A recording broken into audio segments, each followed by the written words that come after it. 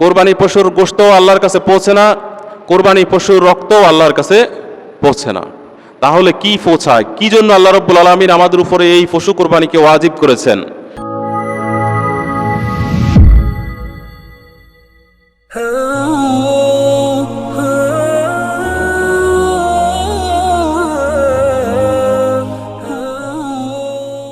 আমরা যারা সামর্থ্যবান তারা আজকে কোরবানি করব। যারা সামর্থ্যবান নয়, যাদের সামর্থ্য নেই কোরবানি করার, আমরা তাদের মাঝে কোরবানির সেই আনন্দ উৎসবকে ভাগাভাগি করে নেব। এটাই হলো ঈদুল আদহা। সম্মানিত হাজরিন, আমি মহাগ্রন্থ আল কোরআন থেকে আপনাদের সম্মুখে দুইটি আয়াত কারিমা তিলাওয়াত করেছি এবং রাসূল সাল্লাল্লাহু আলাইহি ওয়াসাল্লামের দুইটি হাদিস উপস্থাপন করেছি। এর আলোকেই আমি আমার আলোচনা শেষ করার চেষ্টা করব ইনশাআল্লাহ। সম্মানিত হাজরিন, এই মসজিদের মিম্বার আজকে আমাদের জন্য ওপেন ইউনিভার্সিটি, উন্মুক্ত বিশ্ববিদ্যালয়ের ভূমিকা পালন করে। আমরা যারা এখন কলেজ ভার্সিটির আঙ্গিনায় যাওয়ার সুযোগ পাই না, তাদের জন্য দিন শিক্ষার, ধর্ম শিক্ষার এটাই সর্বোচ্চ ক্লাস, এটাই সর্বোচ্চ ইউনিভার্সিটি। তাই এই সুবর্ণ সুযোগ আমরা হাতছাড়া করব না ইনশাআল্লাহ। আল্লাহ রাব্বুল আলামিন ইরশাদ ফরমান, আউযু বিল্লাহি মিনাশ শাইতানির রাজীম, লা ইয়ানালাল্লাহা লুহুমুহা ওয়ালা দিমাউহা ওয়ালাকিন ইয়ানালুহুত তাকওয়া মিনকুম কাযালিকা সাখখারাহা লাকুম লিতুকাব্বিরুল্লাহা আলা মা হাদাকুম ওয়া বাশশিরিল মুহসিনিন। আল্লাহ রাব্বুল আলামিন ইরশাদ ফরমান, লা ইয়ানালাল্লাহা, কখনো আল্লাহর নিকট পৌঁছে না, লুহুমুহা, তাহার গোশত, ওলা দিমাউহা, তাহার রক্ত, ওয়ালাকিন ইয়ানালুহুত তাকওয়া মিনকুম, পৌঁছে তোমাদের তাকওয়া। কাযালিকা সাখখারাহা লাকুম, এভাবেই তিনি তোমাদের অধীনস্থ করে দিয়েছেন, বশীভূত করে দিয়েছেন তাদেরকে। লিতুকাব্বিরুল্লাহা আলা মা হাদাকুম, যাতে তোমরা আল্লাহর বাতলিয়ে দেওয়া পন্থায়, আল্লাহর শিখিয়ে দেওয়া পদ্ধতিতে, দেখিয়ে দেওয়া পথে তোমরা তাকবীর উচ্চারণ করতে পারো। ওয়াবাশশিরিল মুহসিনিন, অবশেষে মুহসিন আল্লাহর পুণ্যবান বান্দাদেরকে আপনি সুসংবাদ প্রদান করুন। সম্মানিত হাজরিন, এই আয়াতের মাধ্যমে আল্লাহ রাব্বুল আলামিন কোরবানির মূল উদ্দেশ্য, মূল লক্ষ্য স্পষ্ট করে তুলে ধরেছেন আমাদের মাঝে। কোরবানির মাধ্যমে আমরা দেখতে পাই, বাহ্যিকভাবে আমরা পশু কোরবানি দিচ্ছি। যেই পশুর কোরবানির মাধ্যমে আমরা পশু থেকে রক্ত প্রবাহিত করছি, আবার এই পশুর গোশত আমরা খাচ্ছি, এই দুইটির মাধ্যমেই আমরা দেখতে পাই যে কোরবানির পরিসমাপ্তি ঘটছে। কিন্তু আল্লাহ রাব্বুল আলামিন এই কোরবানির মাধ্যমে আমাদের কাছে কোরবানির পশুর গোশতও চান নাই, কোরবানি পশুর রক্তও চান নাই। কোরবানি পশুর গোশতও আল্লাহর কাছে পৌঁছে না, কোরবানি পশুর রক্তও আল্লাহর কাছে পৌঁছে না। তাহলে কি পৌঁছায়? কি জন্য আল্লাহ রাব্বুল আলামিন আমাদের উপরে এই পশু কোরবানিকে ওয়াজিব করেছেন? আল্লাহর ভাষায়, ওয়ালাকিন ইয়ানালুহুত তাকওয়া মিনকুম, আল্লাহ রাব্বুল আলামিন তোমাদের এই কোরবানির মাধ্যমে তিনি জানতে চান তা তোমাদের হৃদয়ে আল্লাহর প্রতি ভয় আছে কিনা, অর্থাৎ তোমাদের হৃদয়ে তাকওয়া আছে কিনা, আল্লাহর ভয়ে তোমরা কতটা নতজানু আছো আল্লাহর প্রতি, আল্লাহর বিধান পালনের ক্ষেত্রে তোমরা কতটা অগ্রগামী আছো, সেটি আল্লাহ রাব্বুল আলামিন চায়। সুবহানাল্লাহ। সম্মানিত হাজরিন, তাহলে এই কোরবানির উদ্দেশ্য আল্লাহ রাব্বুল আলামিন এই আয়াতের মাধ্যমে আমাদেরকে জানিয়েছেন যে তোমাদের তাকওয়াটাই আমার কাছে এখানে দেখার বিষয়। তোমরা যে আমার ভয়ে, আমার বিধান পালনে সদা তৎপর, প্রস্তুত, এটিই আমি দেখতে চেয়েছি। যেটি আমরা হযরত ইব্রাহিম আলাইহিসসালামের শিশুপুত্র, হযরত ইব্রাহিম আলাইহিসসালামের শিশুপুত্র ইসমাঈল আলাইহিসসালামকে কোরবানির মাধ্যমে আমরা দেখতে পাই। আল্লাহ রাব্বুল আলামিন ইব্রাহিম আলাইহিসসালামের সেদিনের কোরবানিকে আমাদের মাঝে এইভাবে উপস্থাপন করেছেন যাতে আমরা প্রকৃত কোরবানির উদ্দেশ্য জানতে পারি। আল্লাহর ভাষায়, فلما بلغ معه السعي قال يا بني إني أرى في المنام أني أذبحك فانظر ماذا ترى قال يا أبت افعل ما تؤمر ستجدني إن شاء الله من الصابرين আল্লাহ রাব্বুল আলামিন সেদিন কুরবানি চেয়েছেন ইব্রাহিম আলাইহিসসালাতু ওয়াসসালামের কাছে তার শিশুপুত্র ইসমাইলকে। এই শিশুপুত্র ইসমাইল ইব্রাহিম আলাইহিসসালাতু ওয়াসসালামের কাছে তার অবলম্বন হিসেবে কতটা প্রিয় ছিল সেটি ইব্রাহিম আলাইহিসসালাতু ওয়াসসালাম শিশুপুত্র ইসমাইলকে কোরবানি দিতে গিয়ে যেটি পেশ করেছেন তার মাধ্যমে আমরা জানতে পারি। আল্লাহ রাব্বুল আলামিন ইব্রাহিম আলাইহিসসালাতু ওয়াসসালামকে তার বার্ধক্য বয়সে শিশুপুত্র ইসমাইলের মাধ্যমে তাকে একটি পুরস্কার দিয়েছেন। এই বার্ধক্য বয়সে শিশুপুত্র ইসমাইলকে পেয়ে তার ঘর আনন্দ উদ্বেলিত হয়ে ওঠে, তার হৃদয় আনন্দ উদ্বেলিত হয়ে ওঠে। কিন্তু সেই প্রিয় বস্তুটি আবার আল্লাহ রাব্বুল আলামিন আল্লাহর দরবারে কোরবানির জন্য ইব্রাহিম আলাইহিসসালাতু ওয়াসসালামকে নির্দেশ দিয়েছেন স্বপ্নের মাধ্যমে। ইব্রাহিম আলাইহিসসালাতু ওয়াসসালাম সেই স্বপ্নাদেশ পালনের ক্ষেত্রে নিজের অবচেতন মনে সন্তানের প্রতি ভালোবাসার যে আবেগ, যে অনুভূতি, সেই অনুভূতিটি এই আয়াতের মাধ্যমে তিনি পেশ করেছেন। ফালাম্মা বালাগা মাহুস সায়া, যখন সে পৌঁছল তার সাথে হাঁটার বয়সে, যখন শিশুপুত্র ইসমাইল আলাইহিসসালাতু ওয়াসসালাম বাবার হাত ধরে হাঁটতে শিখেছেন এক পা দুই পা করে, ক্বালা ইয়া বুনাইয়া, ইব্রাহিম আলাইহিসসালাতু ওয়াসসালাম তখন তার প্রিয়তম সন্তানকে উদ্দেশ্য করে বলেন, হে প্রিয় বৎস, হে আমার কলিজার টুকরা সন্তান, ইন্নী আরা ফিল মানাম, নিশ্চয় আমি স্বপ্নে আদিষ্ট হয়েছি, স্বপ্নে দেখেছি, আন্নী আযবাহুক, আমি তোমাকে জবাই করছি, আমি তোমাকে আল্লাহর রাস্তায় কোরবানি করছি। ফানজুর মাযা তারা, এই ব্যাপারে তোমার মতামত কি? আমার এই স্বপ্নাদেশের ব্যাপারে তোমার অভিমত কি? শিশুপুত্র ইসমাইল এমন বয়সে উপনীত যেই সময় কোনো সিদ্ধান্ত দেওয়ার মতো সামর্থ্য তার নাই, কিন্তু বাবা একজন নবী হিসেবে নবুয়তের আদেশ প্রাপ্ত হওয়া সত্ত্বেও সন্তানের প্রতি যে আবেগ, যে ভালোবাসা, সেই ভালোবাসাটুকুই সন্তানকে উপস্থাপন করেছেন। তোমার প্রতি আমার ভালোবাসার কমতি নেই, তোমার প্রতি আমার পিতা হিসেবে যেই দরদ থাকা দরকার সেই জায়গায় কোনো ত্রুটি নেই, কিন্তু আমি আমার আল্লাহর পক্ষ থেকে আদিষ্ট হয়েছি, আমি তোমাকে জবাই করছি। এই ব্যাপারে তোমার মতামত কি? তাফসীরকারগণ লিখেন, এই জায়গায় আরেকটি বিষয় প্রস্ফুটিত হয়। আল্লাহ রাব্বুল আলামিনের কাছে হযরত ইব্রাহিম আলাইহিসসালাতু ওয়াসসালাম সব সময় দোয়া করতেন, রব্বি হাবলি মিনাস সলিহিন, হে প্রভু আপনি আমাকে একজন নেক সন্তান দান করুন। কি দোয়া করতেন? রব্বি হাবলি মিনাস সলিহিন, হে প্রভু আপনি আমাকে একজন নেক সন্তান দান করুন। আর ইব্রাহিম আলাইহিসসালাতু ওয়াসসালাম এই সন্তানকে উদ্দেশ্য করে বলছে, তোমার মতামত কি? এই মতামত জানার মাধ্যমে ইব্রাহিম আলাইহিসসালাতু ওয়াসসালাম জানতে চেয়েছেন আমার এই সন্তান কি ওলাদুন সলেহ, সৎ সন্তান কিনা। সুবহানাল্লাহ, আমি আল্লাহর কাছে কি সন্তান চাইছি?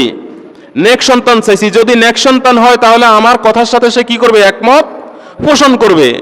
আর যদি সে নেক সন্তান না হয় তাহলে দ্বিমত পোষণ করবে। সুবহানাল্লাহ, আল্লাহর কাছে ইব্রাহিম চাইছে কি? নেক সন্তান। আর পরীক্ষার সময় ইব্রাহিম আলাইহিসসালাতু ওয়াসসালাম সন্তানকে পরীক্ষা করতেছেন যে আমার এই সন্তানটা নেক সন্তান কি না। সুবহানাল্লাহ, ইব্রাহিম আলাইহিসসালাতু ওয়াসসালামের সেই পরীক্ষায় শিশুপুত্র ইসমাইল কিভাবে উত্তর দিলেন?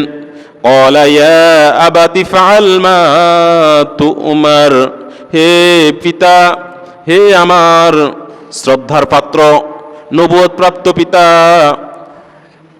ইফআল, আপনি করুন, আপনি সিদ্ধান্ত বাস্তবায়ন করুন, মা তু'মার, যেভাবে আপনি আদেশপ্রাপ্ত হয়েছেন, আপনাকে যেভাবে আদেশ করা হয়েছে আপনি সেভাবেই করুন। এর মাধ্যমে ইসমাইল আলাইহিসসালাতু ওয়াসসালাম নিজে যে ওয়ালাদুন সলেহ তার বাস্তব প্রমাণ পেশ করেছেন। সুবহানাল্লাহ। কিভাবে? সাতাজিদুনি ইনশাআল্লাহু মিনাস সাবিরিন। সাতাজিদুনি, আপনি অবশ্যই আমাকে পাবেন, ইনশাআল্লাহ, আল্লাহ চাহে তো, মিনাস সাবিরিন, ধৈর্যশীলদের অন্তর্ভুক্ত হিসেবেই আপনি আমাকে পাবেন। অর্থাৎ আপনার আদেশ পালনের ক্ষেত্রে আমাকে আপনি যেভাবে আদেশ পেয়েছেন সেভাবে পালন করার জন্যই আমাকে পেয়ে যাবেন। সুবহানাল্লাহ। তাহলে আল্লাহর কাছে ইব্রাহিম আলাইহিসসালামের দোয়া, ওয়ালাদুন সালেহ, ইউসুফ ইসমাইল আলাইহিসসালামের এই জবাবের মাধ্যমে প্রস্ফুটিত হয়েছে। সুবহানাল্লাহ। ইসমাইল আলাইহিসসালাম যে ওয়ালাদুন সালেহ, এটি শিশু বয়সেই পিতার কাছে পিতার কথার মাধ্যমে, পিতার সাথে ছেলের কথোপকথনের মাধ্যমে উপস্থাপন করতে সক্ষম হয়েছে। সম্মানিত হাজরিন, এই জায়গায় আল্লাহ রাব্বুল আলামিন আদেশ করেছেন সন্তানকে জবাই দেওয়ার, আর ইব্রাহিম আলাইহিসসালাম সন্তানকে জবাই দেওয়ার ক্ষেত্রে এক চুল পরিমাণও কি করেন নাই, এদিক সেদিক করেন নাই। আর সেই জায়গায় আল্লাহ রাব্বুল আলামিন ইব্রাহিম আলাইহিসসালামকে উদ্দেশ্য করে বলছেন, হে ইব্রাহিম, তুমি কি করো? থামো, তোমার পক্ষ থেকে আমি যেটি চেয়েছি সেটি আমি পেয়ে গেছি। সুবহানাল্লাহ। এই জায়গায় ইব্রাহিম আলাইহিসসালাম আল্লাহর আদেশে যে মূল্যায়ন করা, আল্লাহর আদেশ পালনের ক্ষেত্রে নিজেকে যতটা উদ্গ্রীব করা, উদ্বেলিত করা, সেটাই তিনি কি উত্তীর্ণ হয়েছেন। আল্লাহর পক্ষ থেকে পুরস্কার হিসেবে একটি দুম্বা জবাই করার ব্যবস্থা করে দিয়েছেন। সুবহানাল্লাহ। এই দুম্বার ব্যাপারেও তাফসীরকারগণ লেখেন, আল্লাহ রাব্বুল আলামিন এখানে দুম্বা না ফাটিয়ে অন্য প্রাণীও তো ফাটাতে পারতেন না? অন্য গরু, মহিষ, ছাগল, উট, এগুলো দ্বারাও তো কোরবানি করা যায় না? কিন্তু আল্লাহ রাব্বুল আলামিন এখানে দুম্বা পাঠিয়েছেন। এই দুম্বা পাঠানোর উদ্দেশ্য হলো আল্লাহ রাব্বুল আলামিন হযরত আদম আলাইহিসসালামের সন্তান হাবিল এবং কাবিলের মাধ্যমে যেই কোরবানি নিয়েছিলেন, হাবিলের কোরবানি আল্লাহ রাব্বুল আলামিনের কাছে কবুল হয়েছে। হাবিল একটি দুম্বা জবাই করে দুম্বার গোশত উপস্থাপন করেছেন, আর ওই দুম্বার গোশতটাই আল্লাহ রাব্বুল আলামিনের কাছে কবুল হয়েছে। সুবহানাল্লাহ। আর এই কবুলকৃত দুম্বার গোশত আল্লাহ রাব্বুল আলামিন জান্নাতে সংরক্ষণ করেছেন। আর এই দুম্বা আল্লাহর কাছে কবুল হয়েছে বলেই আল্লাহ রাব্বুল আলামিন হযরত ইব্রাহিম আলাইহিসসালামের এই কোরবানিতে সন্তুষ্ট হয়ে ওই দুম্বাই প্রেরণ করেছেন। সুবহানাল্লাহ। দ্বিতীয় আরেকটি মত পাওয়া যায়, গরু, মহিষ, ছাগল, ভেড়া, দুম্বা, উট, এগুলোর মধ্যে গরু এবং উট, মহিষ, এই তিনটি প্রাণীকে মানুষ বিভিন্ন উপকারে ব্যবহার করে। গরুর গাড়ির এক সময় প্রচলন ছিল নি? আরবে গরু দিয়ে তারা পানি এদিক এক জায়গা থেকে অন্য জায়গায় বহন করে নিয়ে যেত। মহিষের মাধ্যমে উপকার গ্রহণ করা যায়। উটের মাধ্যমে, উট ছিল তখনকার তাদের সবচেয়ে বেস্ট বাহন। এই তিনটি উপকার যখন এই প্রাণী দ্বারা করা যায়, এই প্রাণীগুলো ছিল সবচেয়ে কি মূল্যবান এবং ব্যয়বহুল। অপরদিকে ভেড়া, দুম্বা এবং ছাগল, এগুলো দ্বারা ততটা বেশি কি গোশত এবং দুধ জাতীয় উপকার ছাড়া অন্য কোনো উপকার গ্রহণের সুযোগ ছিল না। যার কারণে আল্লাহ রাব্বুল আলামিন সমস্ত মুসলমানের জন্য, সমস্ত উম্মতে মুহাম্মাদের জন্য সহজ করার জন্যই দুম্বা প্রেরণ করেছেন। সুবহানাল্লাহ। তাহলে আল্লাহ রাব্বুল আলামিন তার বান্দাদের প্রতি কতটা দয়াদ্র, এই জায়গায় আমরা সেটার প্রমাণ পাই। সম্মানিত হাজরিন, আল্লাহ রাব্বুল আলামিন হযরত ইব্রাহিম আলাইহিসসালামকে পরীক্ষা করেছেন, অনেকগুলো পরীক্ষা করেছেন। সর্বপ্রথম পরীক্ষা করেছেন তার ঈমানের। তার বংশের পুরোহিতেরা, তাদের দাদারা, হিজারা প্রকৃতি পূজায় ব্যস্ত ছিল। প্রকৃতিকে তারা পূজা করত। কেউ সূর্যকে দেবতা মনে করত, কেউ চন্দ্রকে দেবতা মনে করত। হযরত ইব্রাহিম আলাইহিসসালাম সেই প্রকৃতি পূজারীদের মাঝে জন্মগ্রহণ করেও নিজের একত্ববাদকে তিনি ভুলে যান নাই। ইব্রাহিম আলাইহিসসালাম তার বংশের লোকদেরকে উদ্দেশ্য করে চাঁদের দিকে, সূর্যের দিকে তাদেরকে একটু খোঁচা মেরেছেন, এইভাবে যে দেখো, এই যে সূর্য উঠেছে, সূর্য অনেক শক্তিশালী, অনেক বড়, এটি সারা পৃথিবীকে আলো করে দেয়, সুতরাং এটি রব হতে পারে। কিন্তু যখন সূর্য ডুবে গেল তখন তিনি বললেন, না, এই সূর্য রব হতে পারে না, যেটা ডুবে যায়, যেটা নিঃশেষ হয়, সেটা আমাদের রব হতে পারে না। দ্বিতীয়, চন্দ্রের দিকে উদ্দেশ্য করে বলছে, এই চন্দ্র অনেক বেশি স্মুথ, অনেক বেশি কি জ্যোৎস্না ছড়ায়, যার মাধ্যমে আমরা কি পাই, প্রশান্তি পাই, এটাও আমাদের রব হতে পারে। কিন্তু এক পর্যায়ে যখন চন্দ্র অস্তিমিত হয়ে গেল, চন্দ্র নিঃশেষ হয়ে গেল, তখন তিনি বললেন, যেই জিনিস নিঃশেষ হয়ে যায় সেই জিনিস রব হতে পারে না। ইব্রাহিম আলাইহিসসালাম এই দুইটি যুক্তির মাধ্যমে প্রমাণ করেছেন যে তোমরা যেইগুলোকে রব হিসেবে গ্রহণ করো, তোমরা যাদেরকে তোমাদের প্রভু হিসেবে মানো, সেটি প্রভু হতে পারে না। আমি ইব্রাহিম তোমাদের বংশে জন্মগ্রহণ করেছি, তোমরা যেগুলোকে পূজা করো সেগুলো আমি দেখেছি, কিন্তু এগুলোর অসারতা এই জায়গায় যে তোমরা এইগুলোকে যেভাবে পাও আমি সেইভাবে পাই না। তোমরা এগুলো দ্বারা উপকৃত হয়েই তাকে প্রভু মনে করো, কিন্তু আমি এগুলোর উপকার চাইতে আরেকজনের উপকারকে বেশি কি প্রাধান্য দিতে চাই। তিনি হলেন এই সূর্য এবং চন্দ্রের মালিক আল্লাহ সুবহানাহু ওয়া তাআলা। সুতরাং আল্লাহ ছাড়া কেউ রব হতে পারে না। ইব্রাহিম আলাইহিসসালাম শিশু বয়সেই নিজের ওয়াহদানিয়ত, একত্ববাদের বিশ্বাসের বীজ তার পরিবারে বপন করেছেন এই যুক্তির মাধ্যমে, সুবহানাল্লাহ। দ্বিতীয়ত, ইব্রাহিম আলাইহিসসালাম তাদের মূর্তিগুলোর উপরে, যেই মূর্তিগুলো তারা নিজ হাতে বানাতো, আবার সেইগুলোকে পূজা অর্চনা করার এক পর্যায়ে তারা ভেঙে ফেলতো, সেগুলোর অসারতা প্রমাণ করেছেন। এই অসারতা প্রমাণ করার কারণে তারা তাকে অগ্নিকুণ্ডলিতে নিক্ষেপ করে মারার ষড়যন্ত্র করেছে। ইব্রাহিম আলাইহিসসালামের আল্লাহর প্রতি একত্ববাদের বিশ্বাস এত বেশি মজবুত ছিল, ইব্রাহিম আলাইহিসসালামকে তারা অগ্নিকুণ্ডে ফেলার জন্য সকল আয়োজন সম্পন্ন করেছে। ইব্রাহিম আলাইহিসসালামের হাত পা চোখ বেঁধে ফেলেছে, তাকে সরকিতে ছড়াই ফেলা হয়েছে, কিন্তু ইব্রাহিম আলাইহিসসালামের মাঝে কোনো বিষণ্ণতা প্রকাশ পায় নাই। ইব্রাহিম আলাইহিসসালামকে পরীক্ষার জন্য আল্লাহ রাব্বুল আলামিন হযরত জিবরাইল আলাইহিসসালামকে প্রেরণ করেছেন। হযরত জিবরাইল আলাইহিসসালাম ইব্রাহিমকে বলল, তোমার কি কোনো সাহায্যের প্রয়োজন আছে? হযরত ইব্রাহিম আলাইহিসসালাম বলল, সাহায্যের প্রয়োজন আছে, তবে তোমার না, সেটা হলো আল্লাহ সুবহানাহু ওয়া তাআলার। বলেন সুবহানাল্লাহ। আল্লাহ রাব্বুল আলামিন হযরত জিবরাইল আলাইহিসসালামকে ইব্রাহিমকে পরীক্ষার জন্য প্রেরণ করলেন, আর ইব্রাহিম সেই পরীক্ষায় উত্তীর্ণ হয়েছেন। জিবরাইল আলাইহিসসালামকে আল্লাহ রাব্বুল আলামিন কিছু শক্তি সামর্থ্য দিয়েছেন। জিবরাইলের 60,000 ঢানা, এই ঢানার একটা জাফটালেও তাদের অগ্নিকুণ্ডলী সবকিছু কি হয়ে যেত, সব নিঃশেষ হয়ে যেত। ঢানা জাফটানির সাথেই অগ্নিকুণ্ডের সব কি আগুন নিভে যেত। কিন্তু ইব্রাহিম আলাইহিসসালাম জিবরাইলের সামর্থ্যের উপরে নির্ভর না করে নিজের একত্ববাদ আল্লাহ সুবহানাহু ওয়া তাআলার শক্তির উপরে নির্ভর করেছেন বলেই আল্লাহ রাব্বুল আলামিন জিবরাইলের মাধ্যমে উদ্দেশ্য করে বলছেন, আগুনকে উদ্দেশ্য করে বলছেন, কুলনা ইয়া নারু কুনি বারদাও সালামান আলা ইব্রাহিম। যে ইব্রাহিম আলাইহিসসালাম আমার প্রতি এত বেশি আস্থাশীল, যে ইব্রাহিম আলাইহিসসালাম আমার প্রতি প্রাথমিক পর্যায় থেকে শেষ করে আমরা ভার্সিটি কলেজে যাই, অনার্স মাস্টার্স এবং পিএইচডি ডিগ্রির পরীক্ষাগুলো দিয়ে থাকি। আর এই কুরবানি, ইব্রাহিম আলাইহিসসালামের জীবনে পিএইচডির পরীক্ষা ছিল, সর্বোচ্চ পরীক্ষা ছিল। ইব্রাহিম আলাইহিসসালাম এই পরীক্ষায়ও নিজেকে কি করতে পেরেছেন, উত্তীর্ণ করতে সক্ষম হয়েছেন। ইব্রাহিম আলাইহিসসালাম শিশুপুত্র ইসমাইলকে কোরবানির মাধ্যমে সমগ্র পৃথিবীবাসীকে দেখিয়ে দিয়েছেন কিভাবে সর্বোচ্চ কোরবানির নজরানা পেশ করতে হয়।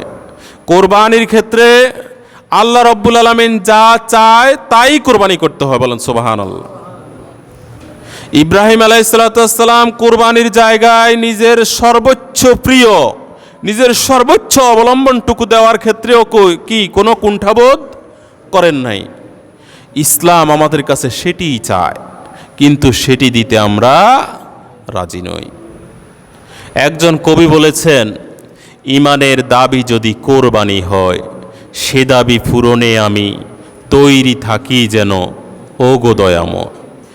এই কবির ভাষায় ইমানের দাবি যদি কলিজার ঘামও হয়, কলিজা ছিঁড়া ধনও হয়, সেটিও দিতে যেন রাজি আমি থাকি। এটাই ইমানদারের কি লক্ষ্য উদ্দেশ্য হওয়া উচিত। আমি একজন ইমানদার হিসেবে পরিচয় দিব, আল্লাহর প্রতি দৃঢ় বিশ্বাস রাখব, আর আল্লাহ যেটি চেয়েছেন সেটি দিতে আমি কার্পণ্য করব, এটি ইমানদারের চরিত্র হতে পারে না। সম্মানিত হাজরিন, আল্লাহ রব্বুল আলামিন আমাদেরকে ঈমানের সাথে সাথে মুত্তাকি হওয়ার জন্য তাকিদ করেন। মুত্তাকির বৈশিষ্ট্য আল্লাহ রব্বুল আলামিন কোরআনের বিভিন্ন আয়াতের মাধ্যমে উপস্থাপন করেছেন। একজন ঈমানদার ঈমানের বলে যতটা বলিয়ান, তাকওয়ার বলে ততটা সে স্বচ্ছ জীবন যাপন করতে সক্ষম হয়। আল্লাহ রব্বুল আলামিন কোরআনে ইরশাদ করেন, যালিকাল কিতাবু লা রাইবা ফীহি হুদাল লিল মুত্তাকিন। এটি এমন এক গ্রন্থ যাতে কোনো সন্দেহের অবকাশ নেই, যাতে কোনো সংশয় নেই, যাতে কোনো ভুলের ছিটাফোঁটা নেই, তবে এটি মুত্তাকিদের জন্য হিদায়াত। কাদের জন্য? মুত্তাকিদের জন্য। তাহলে কোরআন থেকে শিক্ষা গ্রহণ করতে হলে, কোরআন থেকে হিদায়াত গ্রহণ করতে হলে, কোরআনের রঙে রঙিন হতে হলে শর্ত দেওয়া হয়েছে মুত্তাকি হতে হবে। কি হতে হবে? মুত্তাকি হতে হবে। তাকওয়ার বহিঃপ্রকাশ যদি ঈমানদারের চরিত্রে না ঘটে, তার ঈমানের মধ্যে দুর্বলতা প্রস্ফুটিত হয়। তাকওয়ার বহিঃপ্রকাশ যদি ঈমানদারের চরিত্রে না থাকে, তাকে আমরা বাহ্যিকভাবে যতটা ঈমানদার, যতটা মুসলমান হিসেবে দেখি, তার ভেতরটা ততটা মুসলমান হতে পারে নাই। সম্মানিত হাজরিন, ঈদ আমাদের ধর্মীয় সবচেয়ে বড় উৎসব। ইসলাম এমন এক ধর্ম, যেই ধর্মে ঈদের আনন্দকে সর্বব্যাপী করা হয়েছে। ধনী গরিব সবার মাঝে সমভাবে ঈদের আনন্দ যাতে পৌঁছে, সেজন্য আল্লাহ রব্বুল আলামিন ধনীর সম্পদের মধ্যে গরিবের জন্য হক রেখে দিয়েছেন। ঈদ উল ফিতরের সময় ঈদ উল ফিতর উদযাপনে ধনীর মধ্যে সাদকাতুল ফিতরের মাধ্যমে গরিবের অংশ নির্ধারণ করে দিয়েছেন। ঈদ উল আদহায় ধনীর কোরবানির মধ্যে গরিবের জন্য গোশতের ভাগ নির্দিষ্ট করে দিয়েছে। এর মাধ্যমে ইসলাম সর্বব্যাপী নিজের সমতা বিরাজ করতে সক্ষম হয়েছে। আল্লাহ রব্বুল আলামিনের এই যে ইনসাফপূর্ণ, এই যে ভারসাম্যপূর্ণ জীবন ব্যবস্থা, এর নামই হলো ইসলাম। ইসলামের পক্ষেই সম্ভব সর্বব্যাপী সার্বজনীন জীবনযাপন পদ্ধতি সার্কুলেট করা, সরবরাহ করা। অন্য ধর্মের মধ্যে ধনী এবং গরিব শ্রেণীর মধ্যে ধর্মীয় অনুভূতি নিয়েও তাদের মাঝে পার্থক্য সৃষ্টি করা হয়। বিশেষ করে হিন্দু ধর্মের মধ্যে ব্রাহ্মণরা শূদ্রদেরকে তাদের ধর্মগ্রন্থ স্পর্শ করতেও দেয় না। অনেক ক্ষেত্রে তাদের নিম্ন বর্ণের, নিম্ন শ্রেণীর হিন্দুদেরকে ধর্মীয় আচার অনুষ্ঠানের কাছেও তারা কি ঘেঁষতে দেয় না। তাদের মন্দিরগুলোতে তাদের কোনো অবস্থান নেই। কিন্তু ইসলাম এমন এক ধর্ম, ইসলাম এমন এক জীবন ব্যবস্থার নাম, যেখানে নিম্ন শ্রেণী থেকে উচ্চ শ্রেণী ধর্মীয় ব্যাপারে সবাই সমমর্যাদার অধিকারী। সম্মানিত হাজরিন, সর্বশেষ আমি আল্লাহ রব্বুল আলামিনের মহাগ্রন্থ আল কোরআন থেকে একটি আয়াত তিলাওয়াত করেছি। আল্লাহ রব্বুল আলামিন ইরশাদ করেন, ইয়া আইয়ুহাল্লাযীনা আমানুত্তাকুল্লাহ ওয়াল তানজুর নাফসুম মা কদ্দামাত লিগাদিন ওয়াত্তাকুল্লাহ ইন্নাল্লাহা খাবীরুম বিমা তা'মালুন। আল্লাহ রব্বুল আলামিন ইরশাদ করেন, হে ঈমানদাররা, তোমরা আল্লাহকে ভয় করো। ওয়াল তানজুর নাফসুম মা কদ্দামাত লিগাদিন, তোমরা আগামী দিনের জন্য কি সঞ্চয় করেছ সেদিকে একটু খেয়াল করো। ওয়াত্তাকুল্লাহ, তোমরা আল্লাহকে ভয় করো। ইন্নাল্লাহ খবীরুম বিমা তা'মালুন, তোমরা যেই কাজগুলো করেছ, তোমরা কি প্রেরণ করেছ সেই ব্যাপারে আমি সব বিষয়ে অবগত আছি। এই আয়াতের মাধ্যমে আল্লাহ রাব্বুল আলামিন আমাদেরকে স্মরণ করাই দেন যে বিগত একটি বছর তোমরা কিভাবে কাটিয়েছ। হে ঈমানদারেরা, আল্লাহকে ভয় করো। ওয়াল তানজুর নাফসুম মা কদ্দামাত লিগাদিন, তোমরা আগামী দিনের জন্য, ইয়াউমে আখিরা, আখিরাতের জীবনের জন্য তোমরা কি প্রেরণ করেছ একটু দেখো, একটু ভাবো, একটু অনুশোচনা করো, একটু আত্মসমালোচনা করো। ওয়াত্তাকুল্লাহ, তোমরা আল্লাহকে ভয় করো। ইন্নাল্লাহ খবীরুম বিমা তা'মালুন, তোমরা যাই করো না কেন সব বিষয়ে আমি অবগত আছি। আজকে আমরা এই ঈদের দিবসে বিগত একটি বছর মুসলমানদের সর্বশেষ বছরের সর্বশেষ উৎসব হচ্ছে ঈদুল আযহা। এক বছরের শেষ মাস হলো জিলহজ, জিলহজের পরবর্তী মাস আবার নতুন করে প্রথম মাস মুহররম। এই জিলহজের এই পর্যায়ে এসে আল্লাহ আমাদেরকে বলছেন তোমরা একটু চিন্তা করো গত একটি বছরে তোমরা আগামী দিনের জন্য কি সঞ্চয় করেছ। আসুন আগামী দিনের জন্য আমরা কি সঞ্চয় করেছি এই ব্যাপারে একটু ভেবে ভবিষ্যতের একটি বছর আমরা কিভাবে কাটাতে পারি সেই ব্যাপারে আমরা সিদ্ধান্ত গ্রহণ করি, সেই ব্যাপারে একটু নিজেরা ভাবি, একটু আত্মসমালোচনা করি এবং নিজেদেরকে মুসলমান পরিচয় দিয়ে নিজেদেরকে ইসলামের ভিতরে রেখে কতটা নিজে লাভবান হয়েছি, কতটা নিজে মুসলমান হতে পেরেছি, কতটা নিজের টার্গেট ফিল আপ করতে পেরেছি, কতটা নিজেকে নিজে ইসলামের ভিতরে রেখে নিজের জান্নাত নিশ্চিত করতে পারতেছি এই ব্যাপারে একটু চিন্তা করি। সম্মানিত হাজরিন, আজকে আমাদের পার্শ্ববর্তী দেশ ভারত, পার্শ্ববর্তী দেশ মিয়ানমার, ভারতের রাষ্ট্রপ্রধান রাষ্ট্রীয় সর্বোচ্চ জায়গায় বসে তাদের ধর্ম পালন করতে তারা সদা তৎপর। তাদের উচ্চ শ্রেণীর মাধ্যমে তাদের ধর্ম কি করছে? প্রসারিত হচ্ছে, তাদের ধর্ম পালন হচ্ছে, তাদের ধর্মকে তারা প্রমোট করছে বিভিন্নভাবে। কিন্তু আমরা 90% মুসলমানের দেশে বসবাস করে মুসলিম রাষ্ট্রপ্রধান থাকা সত্ত্বেও আমরা রাষ্ট্রীয়ভাবে ইসলামকে সেভাবে প্রমোট করতে পারছি না। আমাদের দেশের সর্বোচ্চ বিদ্যাপীঠ প্রাচ্যের অক্সফোর্ড, ঢাকা ইউনিভার্সিটির মতো জায়গাগুলোতে আমরা ইসলামকে সেভাবে গ্রহণ করতে পারি না। আমরা এখনো জেনারেল শিক্ষা আর ইসলামী শিক্ষা, ধর্মীয় শিক্ষা আর জেনারেল শিক্ষার নামে পুরো জাতিকে আজকে ধর্মহীনভাবে কি গড়ে তুলছে। ধর্মহীনতা আমাদেরকে কি কোথায় নিয়ে যাচ্ছে? জাহান্নামের দিকে নিয়ে যাচ্ছে। সম্মানিত হাজরিন, সুতরাং আমাদেরকে ইসলামের ব্যাপারে আরও বেশি জানতে হবে, আরও বেশি মানতে হবে, তবেই আমরা মুসলমান হিসেবে সার্থক হব।